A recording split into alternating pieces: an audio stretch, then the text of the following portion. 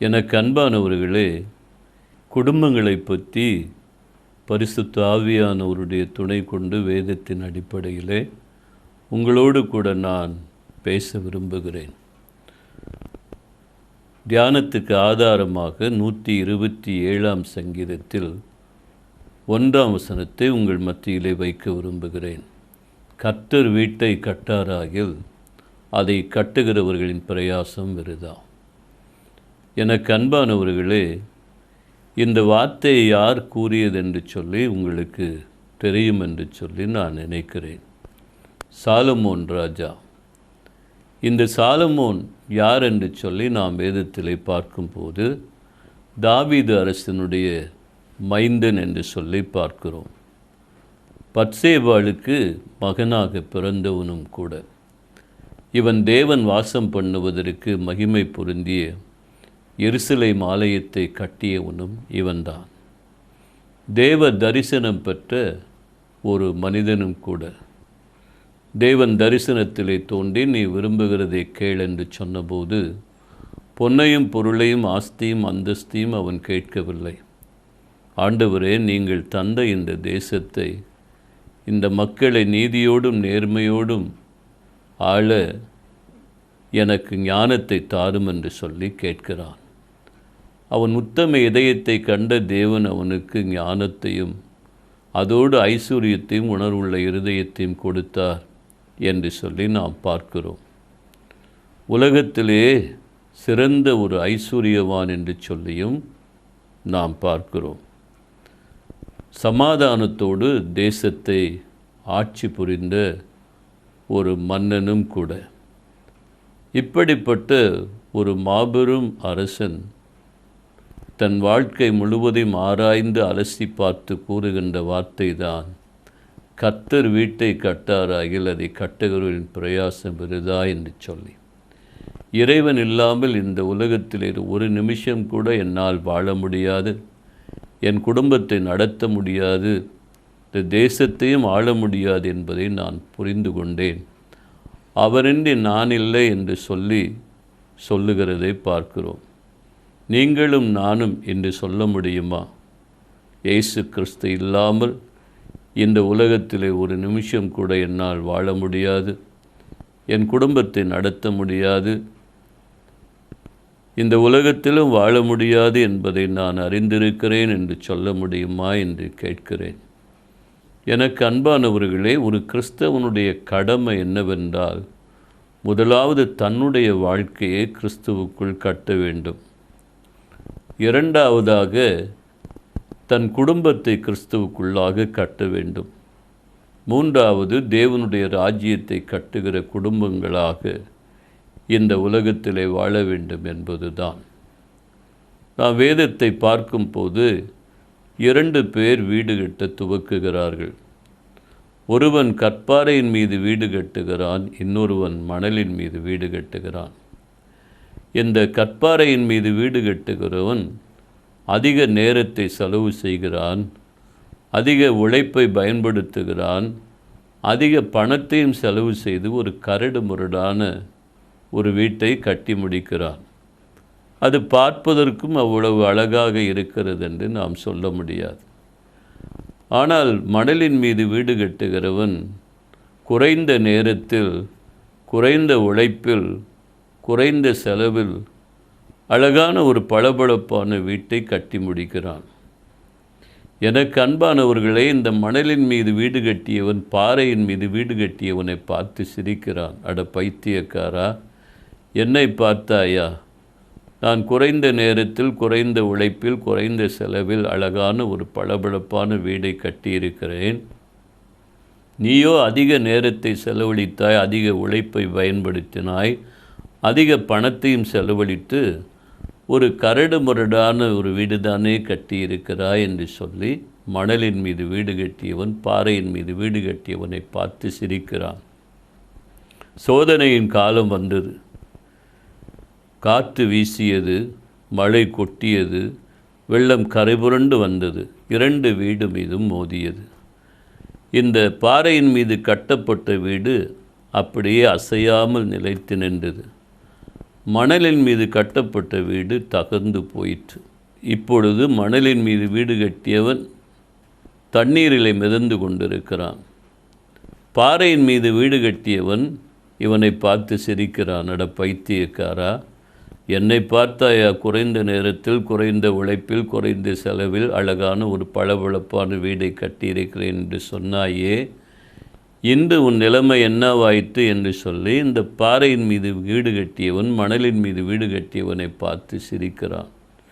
எனக்கு அன்பானவர்களே, இதே போலதான் இந்த உலகத்தில் அநேகர் குறுக்கு வழியிலே சம்பாதிக்கிறார்கள். அழகாக வீடு கட்டுகிறார்கள், தோட்டம் துறவுகள் வாங்குகிறார்கள், நிறைய ரொக்கம் கொடுத்து நகை போட்டு நல்ல இடத்தில் பிள்ளைகளை திருமணம் பண்ணி கொடுக்கிறார்கள். லட்ச லட்சமாக கொடுத்து உயர்ந்த கல்லூரியில் இடம் வாங்கி பிள்ளைகளை படிக்க வைக்கிறார்கள். சீரும் சிறப்புமாக வாழுகிறார்கள்.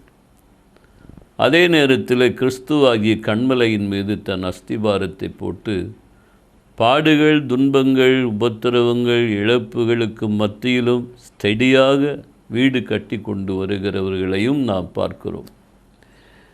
இந்த குறுக்கு வழியிலே வீடு கட்டுகிறவன் இந்த பாறையின் மீது அஸ்திபாரம் போட்டு, அதாவது கிறிஸ்துவாகிய கன்மலையின் மீது அஸ்திபாரம் போட்டு பாடுகள், துன்பங்கள், உபத்திரவங்களுக்கு மத்தியிலே தன் வீட்டை கட்டி வருகிறவனை பார்த்து சிரிக்கிறான். அட பைத்தியக்காரா, என்னை பார்த்தாயா, கொஞ்சம்தான் படித்திருக்கிறேன், ஒரு சாதாரண வேலை பார்க்கிறேன், ஆனால் நான் எத்தனை பெரிய வீடு கட்டி இருக்கிறேன், எவ்வளவு தோட்டம் துறவுகள் வாங்கி இருக்கிறேன், என் பிள்ளைகளை நல்ல இடத்திலே பணம் கொடுத்து இடம் வாங்கி படிக்க வைக்கிறேன், நிறைய ரொக்கம் நகை போட்டு நல்ல இடத்தில் திருமணம் செய்து கொடுத்து வாழ வைக்கிறேன். நீயோ படித்திருக்கிறாய், உயர்ந்த உத்தியோகம் பார்க்கிறாய், உனக்கு ஒரு வீடு வாங்க முடியவில்லையா, ஒரு தோட்டம் வாங்க முடியவில்லையா, உன் பிள்ளைகளை உயர்ந்த இடத்தில் படிக்க வைக்க முடியவில்லையா, நல்ல இடத்தில் திருமணம் செய்து கொடுக்க முடியவில்லையா? நீ வாழத் தெரியாதவன், பிழைக்க தெரியாதவன், இந்த உலகத்தை அனுபவிக்க தெரியாதவன் என்று சொல்லி கிறிஸ்துவாகிய கன்மலையின் மீது அஸ்திபாரம் போட்டு தன் வாழ்க்கையை கட்டி வருகிற மனிதனை பார்த்து இந்த மணலின் மீது வீடு கட்டுகிறவன், குறுக்கு உடையிலே சம்பாதித்து வாழ்கிறவன் அவனை பார்த்து சிரிக்கிறான். எனக்கு அன்பானவர்களே, அன்று சோதனையின் காலம் எப்படி வந்ததோ அதே போல நியாய தீர்ப்பின் காலம் வரப்போகிறது. அன்று வெள்ளையது, கருப்பது, வைக்கோலது, செங்கலது, உண்மையது, பொய்யது என்று புலப்படும் நாளிலே நீ தப்ப மாட்டாய் என்பதை மட்டும் மறந்து போகாதே. உன் அஸ்திபாரம் எங்கே என்று தேவன் கேட்கிறார். நீ கற்பாறையாகிய கிறிஸ்துவின் மீது உன் அஸ்திபாரத்தை போட்டு கட்டி எழுப்பினால் எத்தனை பாடுகள், எத்தனை துன்பங்கள், எத்தனை உபத்திரவங்கள், எத்தனை நிந்தைகள், எத்தனை அவமானங்கள், எத்தனை இழப்புகள், மரண இருளின் பள்ளத்தாக்கள் வந்தாலும் உன் இதயம் கலங்காது, உன் வாழ்க்கை தடம் புரளாது என்றுமே நீ நிலைத்திருப்பாய். ஆனால் உலகத்தின் மீது அஸ்திவாரம் போட்டு உன் வாழ்க்கையை, குடும்பத்தை கட்டி கொண்டிருப்பாயே. ஆனால் பாடுகளும் துன்பங்களும் உபத்திரவங்களும் இழப்புகளும் நிந்தைகள் வரும்போது உன் இதயம் கலங்கும், உன் வாழ்க்கை தடம் பொருளும் என்பதை மட்டும் நீ மறந்து போகாதே. எங்கே உன் அஸ்திபாரம் என்று சொல்லி கேட்கிறார். முதலாவது பார்க்கும்போது நம்முடைய அஸ்திபாரம் கிறிஸ்துவாகிய கன்மலையின் மேல் போடப்பட வேண்டும். இன்றைக்கு நம் அஸ்திபாரம் உலகத்தின் மீது போடப்பட்டிருக்கிறதா அல்லது கிறிஸ்துவின் மீது போடப்பட்டிருக்கிறதா என்று சொல்லி நாம் நினைத்து பார்க்க வேண்டும். நீங்கள் வேதத்தை படித்து பார்த்தால் யூதாஸ்காரியத்து உங்களுக்கு தெரியும். அவன் கிறிஸ்துவோடு கூட வாழ்ந்தவன். அவன் பணத்தை புழக்குகிற திறமையை பார்த்து அதை மெச்சிதான் ஆண்டவர் அவன் கையிலே பணப்பொறுப்பை கொடுத்தார். அவனும் ஒழுங்காகத்தான் வாழ்ந்தான். காலப்போக்கிலே அவன் மனம் பணத்தின் மீது மோகம் கொள்ளும் போது ஆண்டவர் பலமுறை எச்சரிக்கிறதை பார்க்கிறோம். கடைசியாக காட்டி கொடுக்க எத்தனித்த போது இயேசு சொல்லுகிறார், உங்களில் ஒருவன் என்னை காட்டி கொடுப்பான் என்று. அவன் மனசாட்சி பேசுகிறது, நீதான் காட்டி கொடுக்க போகிறாய் என்று மனசாட்சியை மழுக்குகிறான். மறுபடியும் சொல்லுகிறார், இந்த அப்பத்தை பெற்று யாரிடத்தில் கொடுக்கிறேன் அவன் என்னை காட்டி கொடுப்பான் என்று சொல்லிவிட்டு அவன் கையிலேயே கொடுக்கிறார். அப்போதும் அவன் மனசாட்சி பேசுகிறது, நீதான் அவரை காட்டி கொடுக்க போகிறாய் என்று அவருக்கு தெரிந்து விட்டது. மீண்டும் மனசாட்சியை மழுக்குகிறார். மறுபடியும் அவர் சொல்லுகிறார், யூதாசை செய்கிறதை சீக்கிரமாய் சொல். அவன் பெயரை சொல்லியே அவர் சொல்லிவிட்டார். அப்படி இருந்தும் அவன் மனசாட்சியை மழுக்கி 30 வெள்ளிக்காசுக்காக இயேசு கிறிஸ்துவை முத்தத்தின் மூலம் காட்டி கொடுத்தான். அந்த 30 வெள்ளிக்காசு அவன் கரத்திற்கு வந்தபோது அவன் சந்தோஷத்தை இழந்து விட்டான், சமாதானத்தை இழந்து விட்டான், நிம்மதியை இழந்து விட்டான். பைத்தியக்காரனைப் போல அந்த 30 வெள்ளிக்காசை கையிலே வைத்து கொண்டு பிதட்டி கொண்டே அலைகிறான். கடைசியிலே குற்றமற்ற இரத்தத்தை காட்டி கொடுத்தேன் என்று சொல்லி அந்த பணத்தை ஆலயத்தில் வீசி எறிந்து விட்டு சென்று நாண்டு கொண்டு நின்று குடல் சரிந்து நாத்தள்ளி பரிதாபமாக செத்தான். தன் வாழ்க்கையை பாதையிலே முடித்து கொண்டான் என்று சொல்லி பார்க்கிறோம். எனக்கு அன்பானவர்களே, அதே போல சிம்சோனை எடுத்துக்கொண்டாலும் அவன் தாயின் வயிற்றிலேயே தேவன் அவனை பிரத்யோகமாக தெரிந்து கொண்டார். பெலிஸ்தியர்களிடத்திலிருந்து இஸ்ரவேல் ஜனங்களை மீட்பதற்கென்று. பரிசுத்தாவினால் அபிஷேகம் பண்ணப்பட்டவன், நசரேய விரதம் கொண்டவன், அழகான வாலிபன், பலசாலி. அவனை பயன்படுத்த துவக்கிய போது கண்களின் நிச்சயிலும் மாம்சத்தின் நிச்சயிலும் விழுந்தான். திம்னாத்திலே ஒரு பெண் கொண்டான், காசாவிலே மற்றொரு பெண் கொண்டான், தெளிலானின் மடியிலே படுத்துறங்கினான். கண்கள் பிடுங்கப்பட்டது, ஆவிக்குரிய கண்கள் குருடாகிவிட்டது. கை கால்களுக்கு விலங்கிடப்படுகிற சமுதாயத்தில் கட்டப்பட்ட நிலைமை. கடைசியிலே பரிகாசம் நிந்தையும் அவனை சூழ்ந்து கொள்ளுகிறதை பார்க்கிறோம். அந்த பெலிஸ்தர்களை பழிவாங்குவதற்காக துடிக்கிறான். ஆண்டவரை நோக்கி கெஞ்சுகிறான், ஸ்ட்ரென்தன் மீ லார்ட், இந்த ஒரு விஷயம் மாத்திரம் என்னை பலப்படுத்தும் என்று கெஞ்சுகிறான். தேவன் பலப்படுத்தினார், பரிசுத்த ஆவியாய் இறங்கினார். அந்த தூண்களை உடைத்தான், பெலிஸ்தர்களை அழித்தான், அவனும் அதோடு மடிந்தான் என்று சொல்லி பார்க்கிறோம். வாழ்க்கை பாதையிலே முடிந்தது பார்த்தீர்களா? தேவனோடு ஆரம்பிக்கிற வாழ்க்கை. சவுலுடைய வாழ்க்கையும் அப்படித்தான். சாதாரண கழுதை மேய்க்கிறவன் அரசனாக தேவன் உயர்த்தினார். ஆனால் அவனோ ஆண்டவருடைய வார்த்தை கீழ்ப்படியவில்லை. யுத்தம் முடிந்த பிறகு எல்லாவற்றையும் அழித்துவிடு என்று சொன்னார். அவனோ கொழுத்த ஆடுகளையும் கன்றுகளையும் கொண்டு வந்து அங்கே பாளையத்திலே கட்டி இருந்தான். சாமுவேல் கேட்டபோது, நீ சொன்னபடியே அழித்து விட்டேன் என்று சொன்னான். பாவம் கூக்குரல் இடுகிறது, ஆடு மாடுகள் சத்தம் கேட்கிறது, என்ன என்று கேட்கிறான். பாவத்தை மறைக்க பார்க்கிறான். என் ஆண்டவனுக்கு பலி செலுத்த கொண்டு வந்தேன். பலியை பார்க்கிலும் கீழ்ப்படியுள்ள இருதயமே மேலானது. நீ ஆண்டவர் கீழ்ப்படியாதபடியினால் உன் ராஜ்யபாரம் உன்னை விட்டு நீங்கிவிடும் என்று சொன்னார். தேவனுக்கு கொடுக்க வேண்டிய கனத்தை தனக்கு எடுத்துக்கொண்டு தனக்கென்று ஒரு ஜெயஸ்தம்பத்தை கட்டினான். தேவன் அவனை தள்ளினார். இறுதியிலே அவன் தண்ணீட்டியை நட்டு அதில் விழுந்து செத்தான். என் ஆண்டவரோடு ஆரம்பிக்கிற வாழ்க்கை இடையிலே முடித்து கொண்டார்கள். உன் அஸ்திபாரம் எங்கே? கண்களின் இச்சை, மாம்சத்தின் இச்சையிலே போட்டு உன் வாழ்க்கையை கட்டுகிறாயா? பண ஆசை, பொருளாசைகளை போட்டு உன் வாழ்க்கையை கட்டி கொண்டிருக்கிறாயா? இல்லை, தேவனுடைய வார்த்தை கீழ்ப்படியாமல் சுய சித்தம், சுய விருப்பப்படி உன் வாழ்க்கையை கட்டி கொண்டிருக்கிறாயா? உன் முடிவு பயங்கரமாக இருக்கும் என்பதை மறந்து போகாதே. உன் அஸ்திபாரத்தை என்றையாவது பெயர்த்து கிறிஸ்துவின் மீது போட்டு கட்டுவாயே, ஆனால் உன் தனிப்பட்ட வாழ்க்கை என்றும் நிலைத்திருக்கும், ஆசீர்வாதமாக இருக்கும் என்பதை மறந்து போகாது. எனக்கு அன்பானவர்களை, தானியேலுடைய வாழ்க்கையை பார்க்கும்போது அவன் தெய்வத்தின் மீது தன் அஸ்திபாரத்தை போட்டு கட்டி எழுப்பினான். எத்தனையோ சோதனைகள் வந்தது, பாடுகள் வந்தது, துன்பங்கள் வந்தது. அத்தனைக்கு மத்தியிலும் தேவன் அவனை விலக்கி காத்தார். தானியேலின் காரியம் ஜெயமாக இருந்தது என்று சொல்லி பார்க்கிறோம். ஏனென்றால் அவன் தெய்வத்தின் மீது அஸ்திபாரம் போட்டு கட்டி எழுப்பினான் தன் வாழ்க்கையை. யோசேப்பை பார்க்கும்போது அவனுடைய வாழ்க்கையிலும் அண்ணனால் வந்த உபத்திரவங்கள், அவனை குழியிலே தூக்கி போட்டார்கள், பரிகாசம் பண்ணினார்கள், ஈவு இரக்கமில்லாமல் அவனை விற்று போட்டார்கள். எகிப்திலே அதிபதியாக இருக்கும்போது அங்கே போத்திபாரின் மனைவியினால் வந்த சோதனை, பாவத்துக்கு விலகி ஓடுகிறான், சிறைச்சாலை. ஆனாலும் அவன் தெய்வத்துக்கு உண்மையோடு இருந்தான். சிறைச்சாலை அதிகாரிகளின் கண்களிலே தயவு கிடைத்தது, அரசன் கண்களிலே தயவு கிடைத்தது. தேசத்திலே அரசனுக்கு அடுத்த இடத்திலே உயர்த்தப்பட்டான் என்று சொல்லி பார்க்கிறோம். ஏனென்றால் அவனுடைய வாழ்க்கை தெய்வத்தின் மீது அஸ்திபாரம் போடப்பட்டிருந்தது. யோபுவுடைய வாழ்க்கையிலே சொத்துக்களை இழந்தான், பிள்ளைகளை இழந்தான், சரீரம் முழுவதும் உச்சிர்ந்து உள்ளங்கால் வரைக்கும் நோய். இத்தனை பாடுகளுக்கு மத்தியிலும் தெய்வத்துக்கு உண்மையோடு இருந்தான். நன்மையை பெற்ற நாம் அவரிடத்திலிருந்து தீமையை பெறாமல் இருக்கலாமோ என்று சொன்னான். தேவன் அவனை 2 மடங்கு ஆசீர்வதித்தார் என்று சொல்லி பார்க்கிறோம். என் அருமையான தேவனுடைய பிள்ளையே, நீ கிறிஸ்துவாகிய கண்மலை மீது அஸ்திபாரம் போட்டு உன் தனிப்பட்ட வாழ்க்கையை கட்டி எழுப்பினார். எத்தனை கஷ்டங்கள், எத்தனை துன்பங்கள், எத்தனை நிந்தைகள், எத்தனை அவமானங்கள், எத்தனை இழப்புகள் வந்தாலும் உன் இதயம் கலங்காது, உன் வாழ்க்கை தடம் புரளாது, என்றும் நிலைத்திருப்பா என்பதை மறந்து போகாது. இனி குடும்பங்களை குறித்து நாம் பார்க்கும்போது, தேவன் படைத்த முதல் குடும்பம் ஆதாம் ஏவாளுடைய குடும்பம் என்று சொல்லி நாம் பார்க்கிறோம். ஆதாம் ஏவாளை படைத்து அழகான ஏதேன் தோட்டத்தில் வைத்து, நீங்கள் பலுகி பெருகி பூமியை நிரப்பி இதை ஆண்டு கொள்ளுங்கள் என்று சொல்லி ஆசீர்வைத்தார். அவன் நெத்தி வயிறு நிலத்தில் உள்ள பாடுபட்டு புசிக்கவில்லை. காய்களையும் கனிகளையும் பறித்து வயிறார புசித்தானாம். வெயிலோ குளிரோ மழையோ அவனை வாட்டி வதைக்கவில்லை. ஆகாயத்தில் நீர்மண்டலங்களை விரித்திருந்தார்.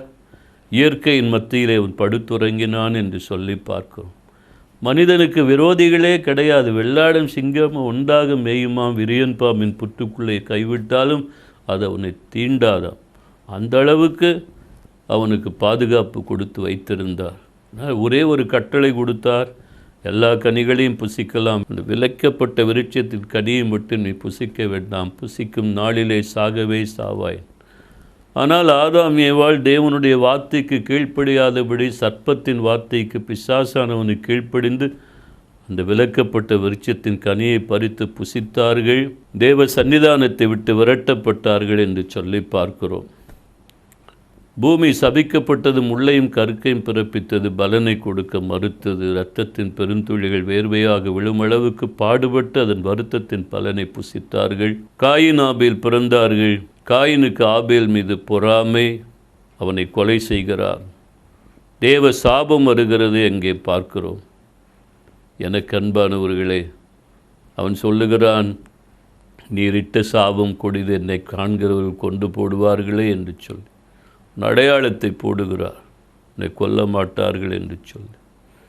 இதோடு நாம் நிறுத்தி பார்க்கும் போது எனக்கு அன்பானவர்களே, உலகத்துக்கே ஆசீர்வாதமாக வாழ வேண்டிய முதல் குடும்பம் இந்த உலகம் சபிக்கப்படுவதற்கு காரணமான குடும்பமாக ஏன் மாறிட்டு என்று சொல்லி நாம் பார்க்கும்போது, முதலாவது கீழ்ப்படியாமை என்று சொல்லி பார்க்கிறோம்.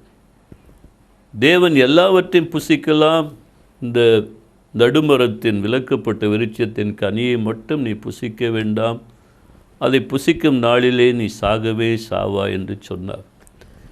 எனக்கு அன்பானவர்களே, ஆனால் பிசாசானுடைய வார்த்தைக்கு கீழ்ப்படிந்து தெய்வ வார்த்தைக்கு கீழ்ப்படியாமல் அந்த விலக்கப்பட்ட விருட்சத்தின் கனியை புசித்தார்கள் என்று சொல்லி பார்க்கிறோம். இன்றைக்கு நீங்களும் நானும் இந்த உலகத்திலே ஆசீர்வாதமாக இருக்க வேண்டுமானால் தேவனுடைய வார்த்தைக்கு கீழ்ப்படிய வேண்டும். அவருடைய சித்தத்தை நிறைவேற்றுகிறவர்களாக இருந்தால்தான் இந்த உலகத்திலே நாம் ஆசீர்வதிக்கப்பட முடியும். நம் குடும்பம் ஆசீர்வாதமாக இருக்கும். உங்களுக்கும் எனக்கும் தேவன் 10 கற்பனைகளை கொடுத்திருக்கிறார்.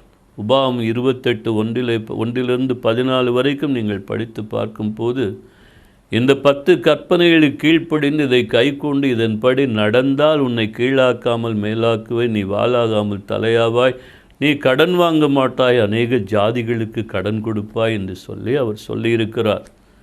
இன்றைக்கு நீங்களும் நானும் அந்த 10 கற்பனைகளுக்கு கீழ்ப்படிந்து அதை கைக்கொண்டு அதன்படி நடக்கிறோமா என்று சொல்லி எண்ணி பார்க்க வேண்டும். பொய் சொல்லாமல் இருக்கிறோமா? களவு செய்யாமல் இருக்கிறோமா? பிறருக்கு விரோதமாய் பொய் சாட்சி சொல்லாமல் இருக்கிறோமா? பிறனுக்குண்டான யாதொன்றையும் இச்சியாமல் இருக்கிறோமா?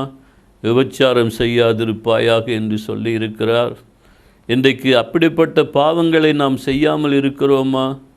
உன் வாழ்நாட்கள் நீடித்திருக்கும் பொருட்டு உன் தகப்பனையும் தாயும் கனம் பண்ணுவாயாக என்று சொல்லியிருக்கிறார். இன்றைக்கு பெற்ற தாய் தகப்பனை கனப்படுத்துகிறோமா? அவர்கள் கீழ்ப்படி நடத்துகிறோமா? வயதான காலத்திலே வியாதி படுக்கைகளை உதவி செய்கிறோமா என்று நினைத்து பார்க்க வேண்டும். ஓய்வு நாளை பரிசுத்தமாய் ஆசரிப்பாயாக என்று சொல்லியிருக்கிறார். இன்றைக்கு ஓய்வு நாளை பரிசுத்தமாய் ஆசரிக்கிறோமா? ஆலய ஆராதனை கனப்படுத்துகிறோமா? இல்லை அன்பானவர்களே, தேவனுடைய வார்த்தைக்கு கீழ்ப்படியும் போதுதான், அவருடைய சித்தத்துக்கு நம்மை ஒப்பு கொடுத்து அதன்படி நடக்கும் போதுதான் தேவன் நம்மை ஆசீர்வதிக்க முடியும். இரண்டாவது பார்க்கும்போது, அவன் தேவனுடைய வார்த்தைக்கு கீழ்ப்படியாமல் போனது மட்டுமல்ல, கண்களின் இச்சைக்கு இடம் கொடுத்தான் என்று சொல்லி பார்க்கிறோம். அந்த கனியை பார்த்தான், அதை இச்சித்தான், அதை புசிப்பதற்கு ஏற்றதும் இன்பமுமானது என்று சொல்லி எண்ணி பறித்து புசித்தாள். அவள் புசித்ததோடு மட்டுமல்லாமல் அதை ஆதாமுக்கும் கொண்டு போய் கொடுக்கிறாள். என்ன ஏவாள், இதை பறித்து விட்டாயா, புசித்தாயா என்று கேட்கும்போது, ஆமாம், நான் புசித்து விட்டேன், நீயும் புசிக்காவிட்டால் என்னோடு கூட வாழ முடியாதே என்று சொல்லுகிறாள். அவளை பிரிந்து வாழ முடியாதே என்று சொல்லி எண்ணி அவனும் அதை வாங்கி புசிக்கிறான். இருவரும் பாவம் செய்தார்கள் என்று சொல்லி பார்க்கிறோம். எனக்கு அன்பானவர்களே, இன்றைக்கு அநேகருடைய வாழ்க்கை கெட்டுப்போவதற்கு காரணம் கண்களின் இச்சைதான். பார்ப்பது தவறல்ல, இச்சையோடு பார்ப்பது தான் தவறு. அதைத்தான் வேதம் சொல்லுகிறது. ஒரு ஸ்திரீயையோ ஒரு புருஷனையோ இச்சையோடு பார்க்கிற எவனும் எவளும் தன் இருதயத்தில் விபச்சாரம் செய்தாயிற்று என்று சொல்லி வேதம் சொல்லுகிறது.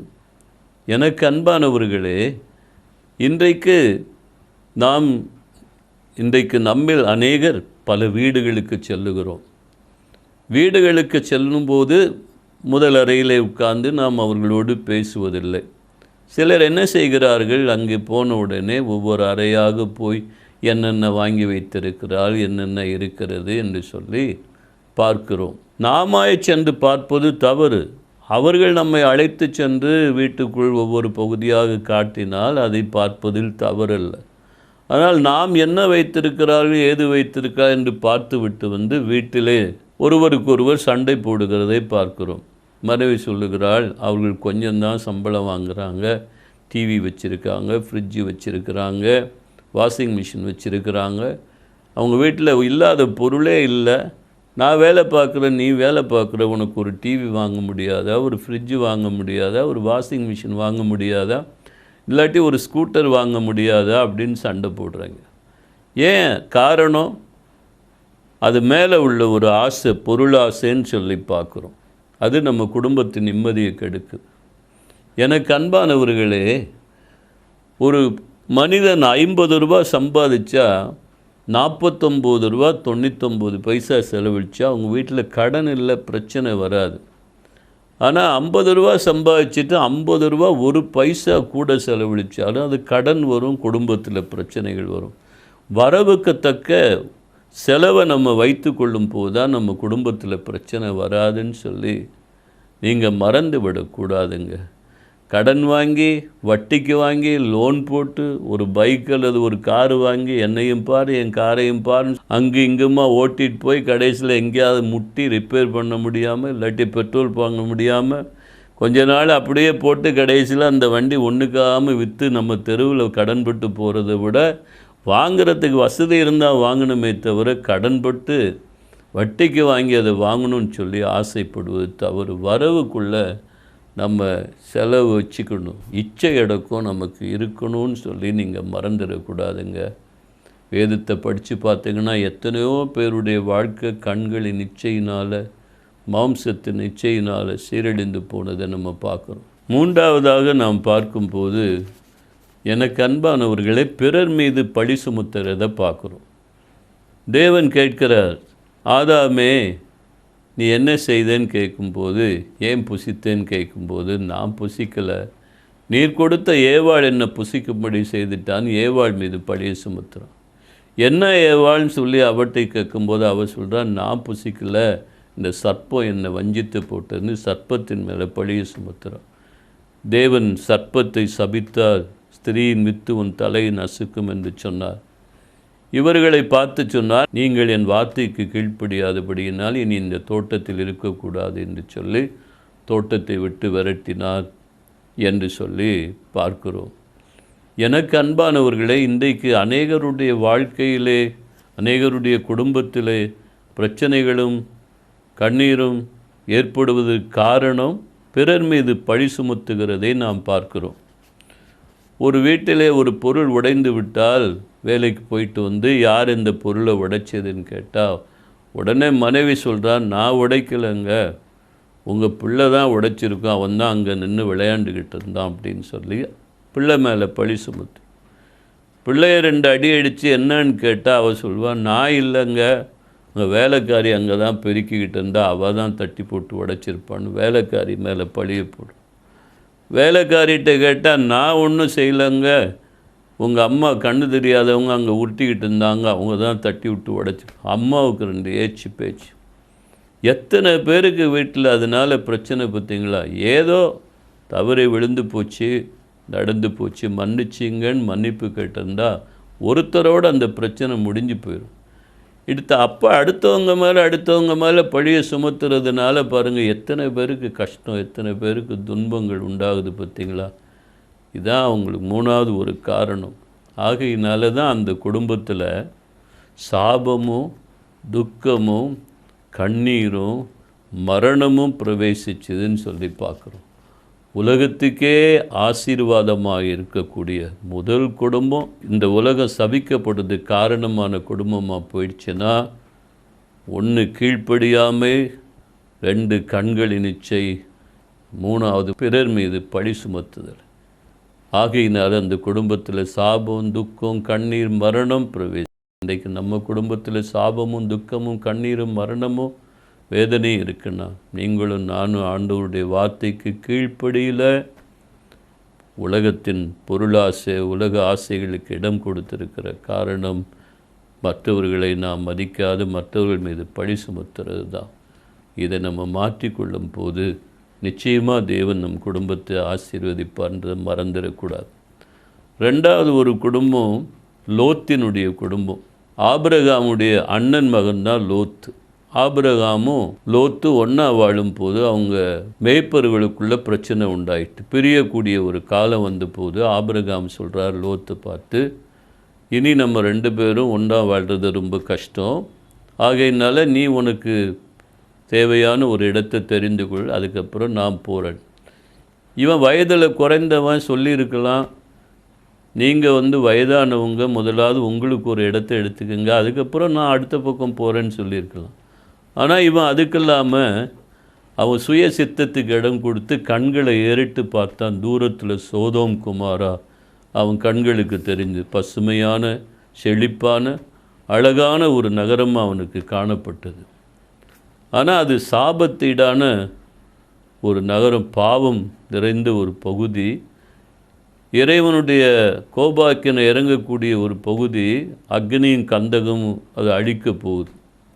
ஆனால் இவன் கண்ணுக்கு அது பார்ப்பதற்கு பசுமையாக செழிப்பாக அழகாக தோன்றுச்சு. அதனால் அதை தெரிந்தெடுத்தான், கூடாரம் போட்டான், வாசம் பண்ணான், அந்த மக்களோட ஒன்றரை கலந்துட்டான். பிள்ளைகளை தெய்வ பக்தியிலையும் வளர்க்க தவறிட்டான். தெய்வ பக்தி உள்ள மருமகள் மாற தெரிந்தெடுக்கவும் தவறிட்டான். கணவன் மனைவியும் கருத்தொருமித்து வாழ தவறிட்டாங்க. ஆகையினால் அந்த குடும்பம் சீரழிஞ்சு போச்சின்னு சொல்லி நம்ம பார்க்குறோம். எனக்கு அன்பானவர்களே, இன்றைக்கு நாம் தேவ சித்தத்துக்கு நம்ம ஒப்பு கொடுத்து அவர் சித்தத்தின்படி வாழ்கிறோமான்னு சொல்லி யோசித்து பார்க்கணும். தேவனுடைய வார்த்தைக்கு கீழ்ப்படுகிறோமான்னு சொல்லி நினச்சி பார்க்கணும். அது மட்டுமல்ல, தெய்வ பக்தியில் பிள்ளைகளை வளர்க்குறோமான்னு சொல்லி யோசித்து பார்க்கணும். இன்றைக்கி உலக பிரகாரமாக பிள்ளைகளை வளர்க்குறதுக்கு படிக்க வைக்கிறதுக்கு எவ்வளவோ பணம் செலவு பண்ணுறோம். ஆனால் ஆண்டவருக்கு பிரியமான வழியில் வாழ வைக்கிறதுக்கு நம்ம முயற்சி எடுக்கிறோமா, பணம் செலவழிக்கிறோமான்னு சொல்லி நம்ம யோசித்து பார்க்கணுங்க. தெய்வ பக்தியில் பிள்ளைகளை வளர்க்கணுங்க. தெய்வ பக்தி உள்ள மருமகன்மாரை தெரிந்தெடுக்கணுங்க. இன்றைக்கி அப்படி இல்லை. அவங்க ஃப்ரீடம் கொடுத்ததுனால சோதோமின் மக்களோட பழகுனாங்க. அங்கேயே அவங்க தனக்கு வேண்டிய கணவன்மாரை தெரிந்தெடுத்தாங்கன்னு சொல்லி பார்க்குறோம். லோத்தின் மனைவியும் சோதோமை நேசித்தா, பாவத்தை நேசித்தான்னு சொல்லி பார்க்குறோம்.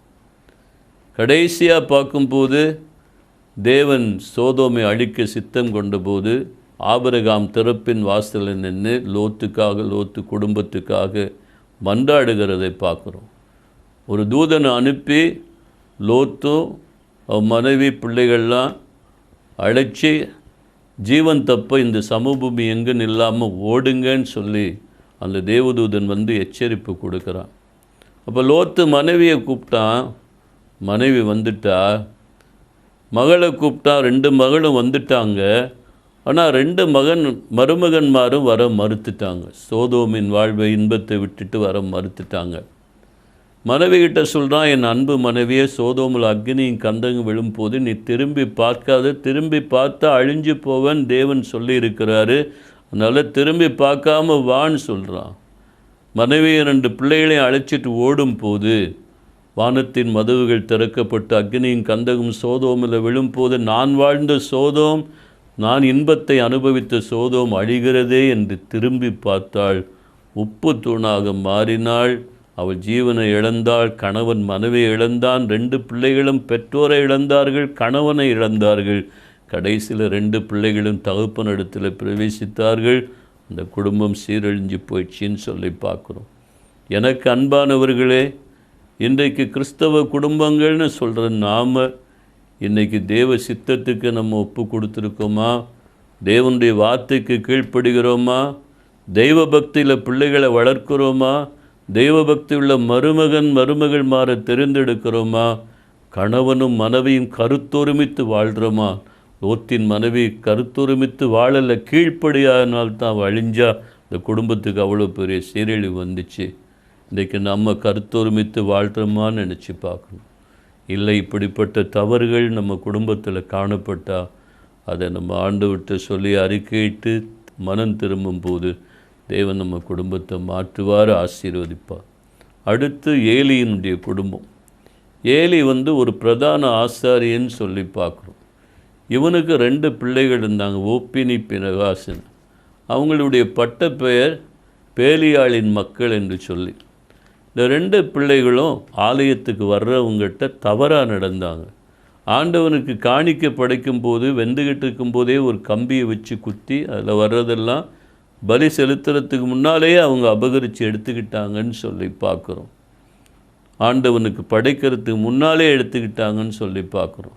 இது ஏலிக்கு தெரிந்த போது ஏலி கண்டிக்கிறான். சாமுவேல் மூலமாக தேவன் எச்சரிக்கிறாரு, ஏலி மூலமாக பிள்ளைகளை எச்சரிக்கிறாரு. ஆனால் அவன் எச்சரித்து அவங்க கீழ்ப்படியாமல் தொடர்ந்து அதே பாவத்தை அவங்க செய்கிறாங்க. கடைசியில் போர் யுத்தம் வந்தபோது போர்க்களத்தில் இருவரும் சகாயமின்றி சடுதியிலே தரிப்புண்டு போனார்கள்னு சொல்லி பார்க்குறோம். உடன்படிக்கை பற்றி பிடிக்கப்பட்டு போச்சு. அதை கேள்விப்பட்ட ஏலி சிம்மாசனத்திலேருந்து தலகுப்புற விழுந்து பிடரி முறிஞ்சி செத்தான். மருமகளுக்கு குழந்தை பிறந்த இக்கபோ தேவனுடைய மகிமை அந்த குடும்பத்தை விட்டே போயிடுச்சின்னு சொல்லி நம்ம பார்க்குறோம். அதுக்கப்புறம் அந்த குடும்பத்தில் பாதி ஆயுசு வரைக்கும் யாருமே வாழலைன்னு சொல்லி பார்க்குறோம். எனக்கு அன்பானவர்களே, இன்றைக்கு நாம் பிள்ளைகளை எப்படி வளர்க்குறோன்னு சொல்லி யோசித்து பார்க்கணும். தெய்வ பக்தியில் இன்றைக்கு வளர்க்குறோமான்னு சொல்லி யோசித்து பாருங்கள். இல்லைங்க எனக்கு அன்பானவர்களே, பிள்ளைங்களை மனம் போல் வளர்க்குறோம் இல்லையா? எதை உடுக்கணுமோ அதை தாங்க உடுக்கணும், எப்படி உடுக்கணுமோ அப்படி தாங்க உடுக்கணும். கிறிஸ்தவ குடும்பத்தில் நம்ம வேறு பிரிக்கப்பட்டவர்கள்னு வேதத்தில் சொல்லியிருக்கு இல்லையா? மற்றவங்களை போல் நம்ம உடுக்கிறது தவறு. நைலான்லேயும் உடுக்கலாம், நைலக்ஸ்லேயும் உடுக்கலாம், கண்ணாடிலையும் உடுக்கலாம், எதுலேயும் உடுக்கலாம், அது தவறு இல்லை. ஏன்னா வேதம் சொல்கிறது எல்லாவற்றையும் அனுபவிக்க எனக்கு அதிகாரம் உண்டு, ஆகிலும் எல்லாம் தகுதியாக இராது, பக்தி விருத்திக்கு ஏதுவாக இராதுன்னு சொல்லியிருக்குங்க. எங்க நீங்கள் உடுக்கிற உடையும் நீங்கள் அலங்கரிக்கிற அலங்கரிப்பும் உங்கள் கணவன் பார்த்து விரும்பக்கூடிய அளவுக்கு, பெற்றோர் பார்த்து ரசிக்கக்கூடிய அளவுக்கு இருக்கணுமே தவிர, மற்றவங்க பார்த்து விரும்பக்கூடிய அளவுக்கு, ரசிக்கக்கூடிய அளவுக்கு, இச்சிக்கக்கூடிய அளவுக்கு இருந்தால் அந்த இதயம் கரைப்பட்டு அந்த வாழ்க்கை சீரழிந்து போகிறதுக்கு காரணமாக இருந்தால் உங்கள் கழுத்தில் எந்திரக்கல்லை கட்டி சமுத்திரத்தின் ஆழத்தில் அமிழ்த்து போடுன்னு சொல்லியிருக்கார். கரையில் போட்டால் இப்படிப்பட்டவ கல்லையும் சேர்த்து இழுத்துக்கிட்டே வந்துடுவா. அதனால தான் அமிழ்த்து போடுன்னே சொல்கிறார். இடரல் உண்டாக்கக்கூடிய அளவுக்கு உடுக்கக்கூடாது. இந்த காலத்தில் பார்த்திங்கன்னா வாலிபு பையங்க அநேக டைட் பேண்ட்ஸ் போட்டுட்டு போகிறத நம்ம பார்க்குறோம். டைட் பேண்ட்ஸ் யார் போடுவானா? அமெரிக்காவில் அந்த வெளிநாடுகளில் ஆடு மாடு மேய்க்கிற கவுபாய்ஸ் தான் டைட் பேண்ட்ஸ் போடுவான். ஏன்னா அந்த புதர்கள் வழியாக முள் வழியாக போகும்போது அந்த பாறைகள் அல்லது முள் பிடிச்சி பேண்ட் இழுத்துரும் கிழிச்சு போடுன்னு சொல்லி அவன் தச்சு போட்டான். இன்றைக்கி நம்ம நாட்டில் உள்ள பணக்கார பசங்க, புத்திசாலி பசங்க அதை பார்த்துட்டு வந்து உடம்பெல்லாம் புடைச்சிக்கிட்டு இருக்காப்புல எவ்வளோ அழகாக பேண்ட் போடுறான் பற்றியா, நம்மளும் அப்படி டைட் பேண்ட்ஸ் போடுவோன்னு சொல்லி தச்சு போடுறான். தச்சு போடுறது தவறு இல்லைங்க. இந்த காலத்தில் அனுபவிக்காமல் என் பிள்ளை எந்த காலத்தில் அனுபவிக்க போது அது போட்டுட்டு போட்டோன்னு சொல்கிறாங்க. அதில் தவறுன்னு நான் சொல்லலை. ஆனால் அந்த பேண்ட்டு 1000 ரூபா கொடுத்து 500 ரூபா கொடுத்து தைக்கிற பேண்ட்டு 6 மாதம் போட்டுறது அதுக்கு மேலே டைட்டாகிடுது இல்லையா? உடம்பு பிடிக்கும். நீ தான் பூசணிக்காய் மாதிரி ஊதிக்கிட்டே போகிறைய, கொஞ்ச நாள் கழித்து அதை பிரித்து விடுற, அதுக்கும் மேலே அப்புறமும் உடம்பு தடிக்குது, உனக்கு பிரித்து விட வழி இல்லை. அந்த பேண்ட்டே வீணாக போகுது. உன் கஷ்டப்பட்டு சம்பாதிச்சு ஒரு பேண்ட்டு 500-600க்கு தைச்சி 6 மாதம் 8 மாதம் போட முடியாமல் போச்சுன்னா அது உனக்கு உன்னுடைய வருமானத்துக்கு தகுதியா சொல்லு, யோசித்துப்பார். இல்லை அடுத்தாப்புல கோயிலுக்கு வந்தால் முட்டங்கால் போடுறான்னா போட மாட்டேங்க, குத்த வச்சுக்கிட்டே இருக்கான். போடுறா முட்டங்கால் அப்படின்னா முட்டங்கால் போட்டால் பட்டக்ஸ் பக்கம் கிழிஞ்சு போயிருமேங்க. அப்போ பாருங்கள், முட்டங்கால் போட முடியல. இது பக்தி விருத்திக்கு தடையாக இருக்குது பார்த்தீங்களா? அதான் சொல்கிறார், எல்லாவற்றையும் அனுபவிக்க எனக்கு அதிகாரம் உண்டு, ஆகிலும் எல்லாம் தகுதியாகிறாது. பக்தி விருத்திக்கு ஏதுவா வருமானத்துக்கும் தகுதி இல்லை, பக்திக்கும் தகுதி இல்லை. எப்படிப்பட்ட ஆபரணம் பார்த்தீங்களா, ஆடை போடுறோம் பார்த்தீங்களா? எனக்கு அன்பானவர்களே, ஆகையினால் எதை உடுக்கணும், எதை எப்படி அலங்கரிக்கணும் அப்படி தாங்க அலங்கரிக்கணும். பிள்ளைங்களை தீனால பார்த்தீங்களா, கண்ணுக்கு மை போட்டு அழகாக உடுத்தி எல்லாரும் பாருங்கள் என்னையும் பாருங்கன்னு ஊரை சுற்றி பார்க்கணும் போனால் கடைசியில் சீகோமம் வாழ்க்கையே சீரழிச்சிட்டான் பார்த்தீங்களா? அதனால் எத்தனை பேர் செத்தான், எவ்வளோ அழிவு. உன் பிள்ளையால் எத்தனை பேருக்கு அழிவு, எத்தனை பேருக்கு வேதனை, எத்தனை பேர் கண்ணீர் இல்லையா? யோசித்து பாருங்கள். சொல்கிறாங்க, இந்த பிள்ளையை பெற்றதை விட நீ நாக்கு பிடிக்கிட்டு சாகக்கூடாது, உனக்கு 4 முளை கயிறு இல்லை, ஒரு பாட்டில் பக்டோனை குடிச்சிட்டு சாகக்கூடாது. பிள்ளையா வளர்த்துருக்க பிள்ளை இப்படி ரோட்டில் தெருவில் நின்றுக்கிட்டு அலைகிறதுக்கும் வீடு வீடாக சுற்றிக்கிட்டு அலைகிறதுக்கும் பேசுகிறாங்களா இல்லையா? பிள்ளைகள் அப்படி அவன் பாருங்கள், ஏலி அறிந்தும் கண்டியாமல் போனதுனால, சரியான முறையில் கண்டிக்கிறதுனால தான் அவங்களும் செத்தாங்க, அவனும் செத்தான்னு சொல்லி பார்க்குறோம். இன்றைக்கு நமக்கு நம்ம பிள்ளை போகிறது தவறுன்னு தெரியுது, கண்டிக்கிறோமா இல்லை? ஏதாவது ஏசுனா பேசுனா பிள்ளை மனசு உடஞ்சி போயிடுமோ, மருந்து குடிச்சிட்டு செத்துருவானோ, இல்லாட்டி வீட்டை விட்டு ஓடிடுவானோன்னு பயப்படுறோம். பெரும்பை கையாடாதவன் தன் மகனை பயிக்கிறான், அடிக்கிறதுனால அவனை சாக ஒப்பு கூட. 5ல் விளையாது 50ல் விளையாதுன்னு சொல்லுவாங்க. இந்த சின்ன வயசுலேயே திருத்தலைன்னா நாளைக்கு அவன் பயங்கர குடிகாரனா ஒரு அடங்காதனோ போயிட்டானா என்னாலும் பார்த்து நீ கண்ணீர் வெடிக்கிறத விட அதை முதல்ல கண்டித்து போனால் போயிட்டு போகுதுன்னு விட்டுட்டா கூட பரவாயில்லைங்க. நீ ஒரு நாளோட அழுதுட்டு 10 நாளோட அழுதுட்டு போயிடுவோம். இது காலமெல்லாம் அழ வேண்டிய நிலைமை வந்துடுது பற்றியா? யோசித்துப்பார், எப்படி பிள்ளைகளை வளர்க்குறோம், என்ன புத்தகங்களை வாங்கி கொடுக்குறோம் பாருங்கள். நான் சில வீட்டுக்கு போனேன்னா மடமடான வீட்டுக்குள்ளே கதவை திறந்து பார்ப்பாங்க, என்னை பார்த்த உடனே உள்ளே ஓடி போய் சொல்லுவாங்க, ஒரு துணியை தூக்கிட்டு போய் டேபிளில் போட்டு அப்படியே கட்டி பிடிச்சி அள்ளிக்கிட்டு ஓடுவாங்க. உள்ளே பார்த்துருக்கீங்களா? என்னதுங்க, குமுதம், ஆனந்த வீடன், கல்கண்டு, நாஸ்திகம், பேசும்படம், சினிமா கதிர், குடும்பத்தை கெடுக்கிற ராணின்ற குலப்பத்திரிக்கை வாங்கி கருத்தாக படித்த பிறகு நாளைக்கு உன் பிள்ளை எவனுக்காவது கடிதம் எழுதாதா? கண்டிப்பாக எழுதுங்க. வீட்டில் டிவியில் வச்சு பாட்டை கேட்குற, உணர்ச்சியை தூண்டக்கூடிய அருவருப்பான பாடல்கள், அந்த காட்சிகளை பார்க்குற இல்லையா? சில வீடுகளில் ஒரு வீட்டுக்கு போனேன், அந்த வீட்டில் ரெக்கார்ட் பிளேயரை போட்டு ஒரு பாட்டை போட்டு பிள்ளைக்கு தலைப்பா கட்டி விட்டு ஆடை வச்சு கைதட்டி பார்த்து மகிழ்ந்துக்கிட்டே இருந்தாங்க. நான் பார்த்தேன்.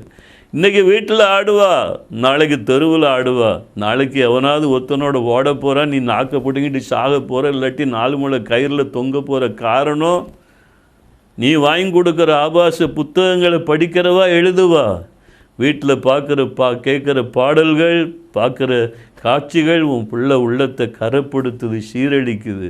நாளைக்கு ஓடிட்டாளேன்னு நீயும் சேர்ந்து ஓட, உன்னை யாரும் வேண்டான்னா நீ வளர்க்குற வளர்ப்பு தானே ஃப்ரீடம் கொடுக்குற, சுதந்திரம், எங்கே வேணாலும் போயிட்டு வா, எத்தனை மணிக்கு வந்தாலும் பரவாயில்ல.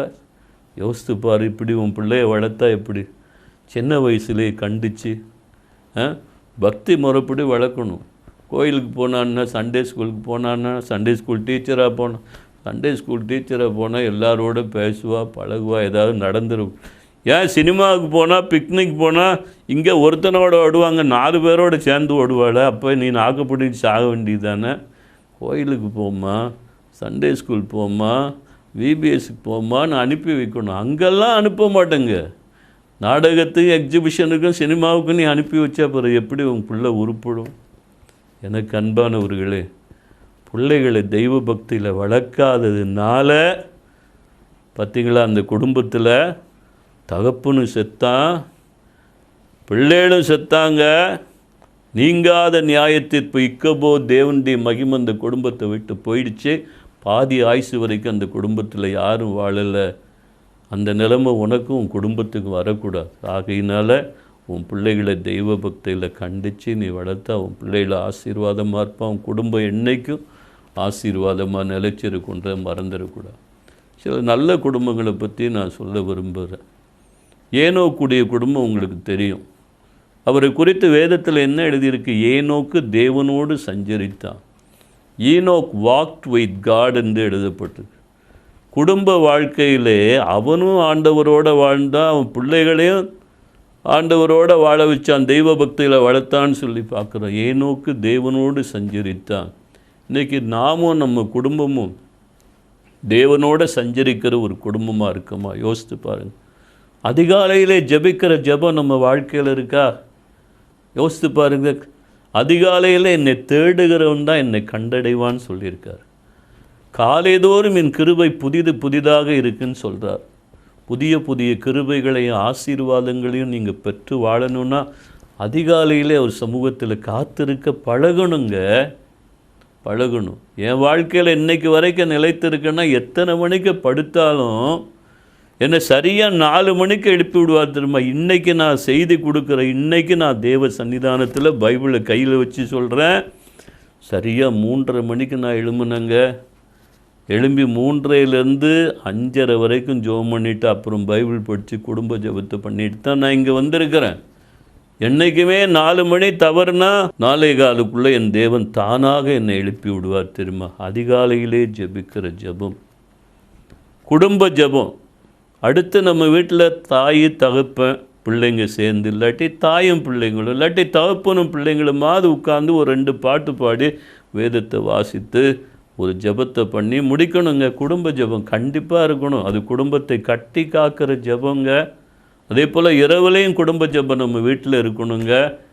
ஆமாம், நித்திரைக்கு செல்லும் முன்னால் அவர் கரத்தில் ஒப்பு கொடுத்துட்டு படுத்தா அவர் பாதுகாத்து கொள்வார். இன்றைக்கி நம்ம அப்படி இருக்கிறோமா? யோசித்து பாருங்கள்.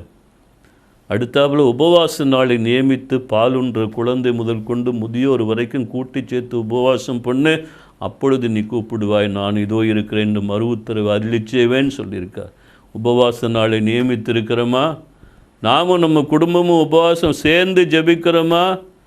யோசித்து பாருங்க. 10ல் 1 பாகம் தசம பாகம் காணிக்க நாமும் நம்ம குடும்பமாக ஒன்றா சேர்ந்து வந்து ஆண்டவருக்கு காணிக்க படைக்கிறோமா? தசம பாகத்தை படைக்கிறோமா? யோசித்து பாருங்கள். பிள்ளைகளை பழக்கணுங்க. என் பிள்ளை காலேஜில் வேலை பார்க்குறான், 10ல் 1 பாகம் எடுத்து அப்பா இதை உங்கள் ஊழியத்துக்கு வச்சிங்கன்னு அனுப்புவான். சின்ன மகன் ஒரு கடை வச்சுருக்கான், அவன் ஒரு நாளைக்கு 100 ரூபாய் எடுத்து கொடுப்பான். அப்பா இதை விற்றாலும் விற்காட்டே சரி உங்கள் ஊழியத்துக்கு வச்சிங்க. நான் அதை கொண்டு ஒரு மிஷினரியை தாங்குகிறேன், ஒரு உபதேசியாரை தாங்குகிறேன், 2-3 ஊழியத்துக்கு 1300 ரூபா அனுப்புகிறேன். எங்கள் கிராமத்தில் ஒரு ஊழியத்தை பொறுத்து சின்ன மகன் கொடுக்கறத வச்சு ஒரு ஊழியக்காரரை போடணும்னு வச்சுருக்கிறேன். எங்கள் குடும்பமாக அப்படி பழக்கணுங்க. காணிக்கை கொடுக்க, தசம பாகம் கொடுக்கறதுக்கு, ஊழியத்தை ஆதரிக்கிறதுக்கு நம்ம பழக்கணும். ஆமாம், தசம பாகம் காணிக்கை என் பண்டக சாலையில் வையின்னு சொல்லியிருக்கார். சொல்லுங்கள். குடும்பமாக கோயிலுக்கு போகிறோமா, சினிமா கொட்டைக்கு போகிறோம், ஹோட்டலுக்கு போகிறோம், பிக்னிக் போகிறோம், காரில் எங்கேயாவது ஜாலியாக போகிறோம். ஆனால் கோயிலுக்கு பிள்ளைகளை எழுப்பி குடும்பமாக கூட்டிகிட்டு எத்தனை பேர் போகிறோங்க? ஆலயத்தை நேசிக்கிறோமா? ஆலய ஆராதனையை கனப்படுத்துகிறோமா? ஓய்வு நாளை கனப்படுத்துகிறோமா?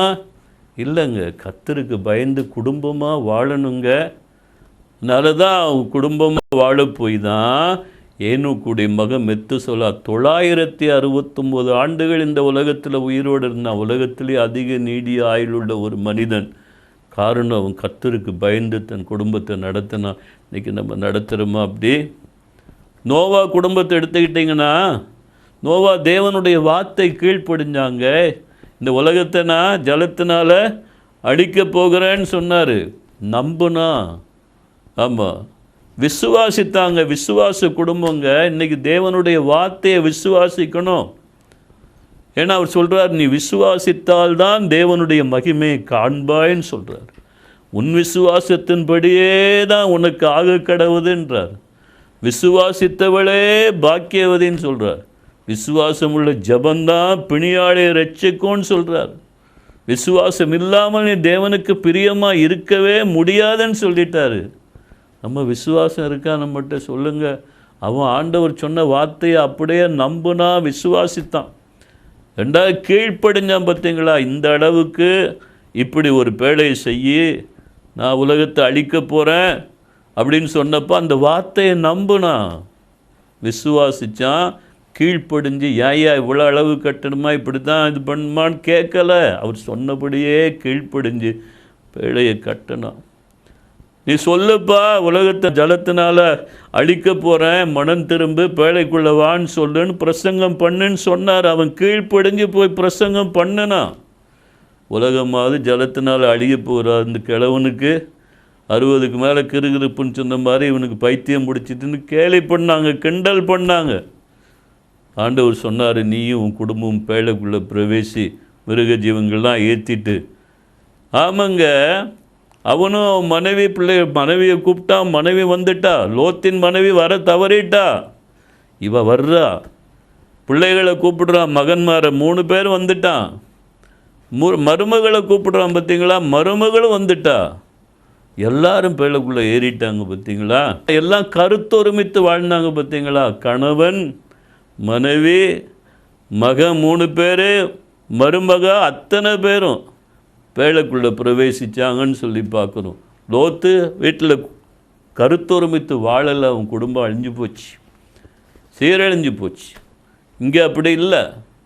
ஆண்டவர் கதவை அடைச்சார், வானத்தின் மதவுகளை திறந்தார். 40 நாட்கள் இரவும் பகலும் மழை, எல்லாம் அழிஞ்சு போச்சு. நோவாவின் குடும்பம் மட்டும்தான் இந்த ஜலப்பிரயோகத்தில் காப்பாற்றப்பட்டதுன்னு சொல்லி பார்க்குறோம். எனக்கு அன்பானவர்களே, நம்ம குடும்பம் எப்படி இருக்குன்னு இன்றைக்கி யோசித்து பாருங்கள். தேவனுடைய வார்த்தையை விசுவாசிக்கிறோமா? தேவனுடைய வார்த்தை கீழ்ப்படுகிறோமா? பிள்ளைகளை தெய்வ பக்தியில் வளர்க்குறோமா? தெய்வ பக்தி உள்ள மருமகனை தெரிந்தெடுக்கிறோமா? கணவன் மனைவி கருத்தொருமித்து வாழுகிறோமான்னு யோசித்து பார்க்கணுங்க. அப்போ தான் இந்த பொல்லாத உலகத்தில் நாமும் நம்ம குடும்பமும் காப்பாற்றப்பட முடியுன்றதை நீங்கள் மறந்துடக்கூடாது. இன்னொரு குடும்பத்தை பற்றி, ரூத்துடைய குடும்பம் உங்களுக்கு தெரியும். நகோமி கணவனை இழந்துட்டா. அவன் மருமக ஓர்பாலும் ரூத்தும் அவங்களும் கணவனை இழந்துட்டாங்க. நகோமி 2 மருமக்களையும் அழைச்சிட்டு தன்னுடைய சொந்த தேசத்துக்கு வர்ற வழியில் 2 மருமகளையும் பார்த்து சொல்கிறா, நான் கணவனை இழந்துட்டேன், நீங்களும் கணவனை இழந்துட்டீங்க. என் கூட உங்களுக்கு பிரயோஜனம் இல்லை. நான் இனி போய் ஒரு கல்யாணத்தை பண்ணி பிள்ளையை பற்றி உங்களுக்கு கல்யாணம் பண்ணி வைக்க முடியாது. அதனால் நீங்கள் உங்கள் அப்பா அம்மா வீட்டில் போய் நீங்கள் சந்தோஷமாக அங்கேயாவது வாழுங்க, நான் போகிறேன்னு சொல்கிறா. உடனே இந்த ஓர்பாள் என்ன சொல்கிறா, மூத்த மருமக, அத்தை நீ சொல்கிறது தான் உண்மை, அதுதான் சத்தியம். இனி உன் கூட நீ பிள்ளையை பற்றி வளர்த்து எங்களுக்கு கல்யாணம் பண்ணி எங்களை வாழ வைக்கவா?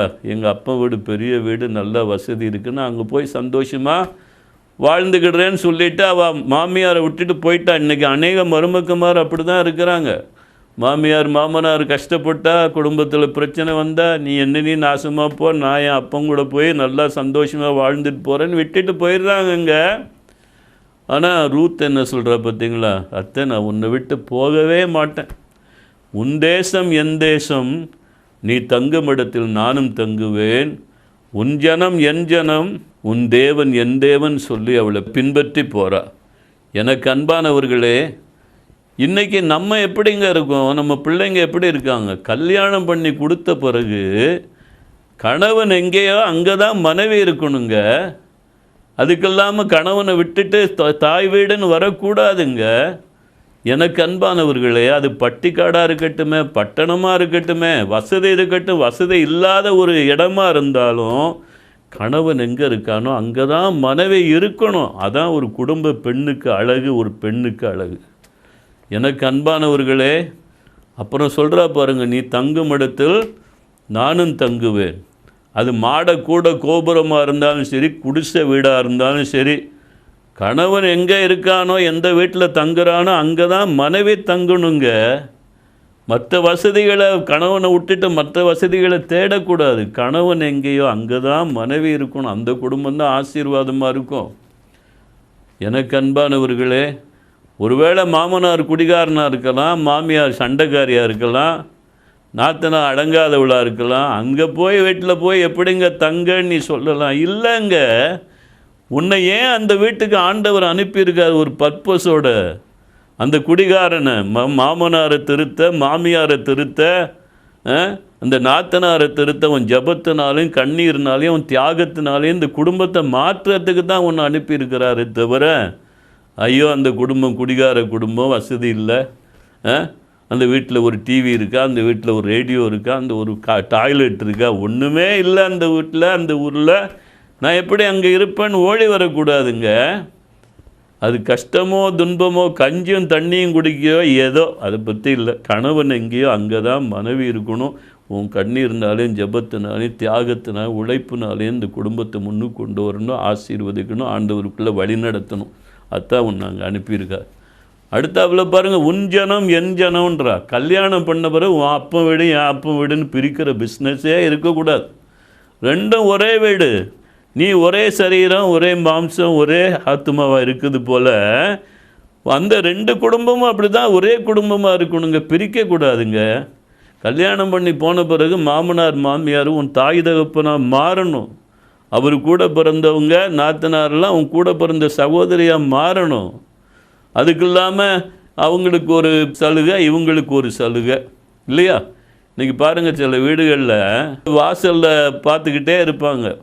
தூர இடத்துலேருந்து யாரோ கஷ்டப்பட்டு நடந்து வர்றதை பார்ப்பாங்க. யாராக இருக்கும் அப்படின்னு வாசலில் வந்து பார்த்தா அம்மா மாதிரி இருக்குது, ஒரு பைய தூக்கிட்டு வரா. நம்ம அம்மா மாதிரில இருக்குன்னு இங்கேருந்து ஓடுவா, தலைதெறிக்க ஓடி போய் கட்டி பிடிச்சி முத்தம் கொடுத்து பையில் இருக்க வாங்கிட்டு, வாமா வாமா இப்போ தான் அவன் கண்ணு தெரிஞ்சுதான்னு சொல்லி வீட்டுக்கு கூப்பிட்டு வந்து உட்கார வச்சு வீட்டில் ஃபேனை போட்டு இருக்கிற பாலெல்லாம் ஊற்றி அவ்வளோ தூளையும் போட்டு கலைக்கு அவ்வளோ சீனியும் கொட்டி, அம்மா குடிமா குடிமா என்னை எப்படியெல்லாம் வளர்த்தேன்னு புருஷங்காரன் வந்தவொன்னே சொல்லுவா, ஏங்க இங்கே வந்து பாருங்கள், யார் வந்திருக்கான்னு பாருங்கங்க, எங்கள் அம்மா உங்கள் அத்தைங்க, சீக்கிரமாக போய் கடையில் ஒரு 1/2 கிலோ கறி வாங்கிக்கிடுங்க, ஒரு 6 முட்டையை வாங்கிக்கிடுங்க, சீக்கிரம் வாங்குங்கன்னுவா. வந்து விழுந்து சமைச்சு புருஷனை கூட மறந்துடுவார். சாப்பிடுமான்னு வாயில் ஊட்டி விடுவார். நல்லது தான், உன் வாழ்நாட்கள் நீடித்திருக்கும் பொருட்டு உன் தாயின் தகப்பனையும் கனம் பண்ணும். அதே நேரத்தில் பாருங்கள், நின்று பார்த்துக்கிட்டே இருப்பா. தூரத்தில் யாரோ 2 பேர் வர்றது தெரியும். கொஞ்சம் முன்னால் வந்து பார்ப்பா, மாமன் மாமியார்னு உடனே மடமடன் உள்ளே போய் கதவை பூட்டிட்டு அடுப்பாங்கரையில் போய் உட்காந்துக்கிடுவா. கன்னத்தில் கை வச்சுக்கிட்டு ஏதோ கப்பல் கவிழ்ந்து போன மாதிரி உட்காந்துக்கிட்டே இருப்பாள். அவங்க வந்து கதவை தட்டுவாங்க, எம்மா எம்மா எம்மான்னு தட்டின பிறகு காது கேட்காத மாதிரி மெதுவாக போய் கதவை திறப்பா. யார்? அத்தையா? அப்படி உட்காருங்க அத்தைன்னு சொல்லிவிட்டு அந்த தென்னையிலே உட்கார வச்சுட்டு உள்ளே வந்து இருந்துக்கிடுவா. புருஷங்காரன் வேலை முடிச்சுட்டு அங்கேருந்து வருவான். யாரோ தென்னையில் 2 பேர் உட்காந்துருக்காங்களே, பிச்சைக்காரங்களை போல் இருக்கேன்னு சொல்லி பக்கத்தில் வந்து பார்த்தா அம்மா அப்பா. ஓடி வந்து கட்டி பிடிச்சி, அம்மா எப்பா ஏன்பா இங்கே வெளியே உட்காந்துருக்கீங்க, உள்ளே வாங்கப்பான்னு உள்ளே கூப்பிட்டு போய் உட்காந்து காப்பி போடுன்னா அங்கே இருக்க மண்டியில் தண்ணியை ஊற்றி கலக்கி இந்தாங்க கொண்டாந்து குடிங்கன்னு டம்முன்னு கொண்டாந்து வைப்பா. குடித்த மாதிரி தான் இல்லையா? அது சொல்லுவான், எங்கள் அம்மாவுக்கு ஒரு 1/4 கிலோ கறி வாங்கிட்டு வந்து, எங்கள் அம்மா அப்பா ரொம்ப நாளைக்கு வந்திருக்காங்க, இதை சமைச்சி வைமா. ஆமாம், 4 நாளாக இடுப்பு வலி, உடம்பு வலி, கை காலெல்லாம் வலிக்கிறதில்ல, இதை வேறு சமைக்கணுமான்னு 2 துண்டா 3 துண்டா வெட்டி போட்டு அங்கே உப்பையும் அள்ளி போட்டு அப்படி இப்படியும் அரைகுறையாக வேக வச்சு கொண்டாந்து வை சாப்பிடுன்னுவான். 2வது நாள் பருப்பு குழம்பு, 3வது நாள் ரசம், 4வது நாள் கஞ்சும் தண்ணியும், 5வது நாள் அகப்பையும் பானையும் ஒன்று போல் உரசுகிற மாதிரி வீட்டில் சண்டை. பார்ப்பாங்க மாமனாரும் மாமியாரும் பார்ப்போம், ஐயோ நம்மளால் இந்த வீட்டில் எதுக்கு சண்டை, நம்ம வந்த வழியாக போகணுன்னு பையை தூக்கிட்டு அவங்க போயிடுறாங்க. இந்த குடும்பம் உருப்படுமா? அல்லது இவ உருப்படுவாளா? சொல்லு.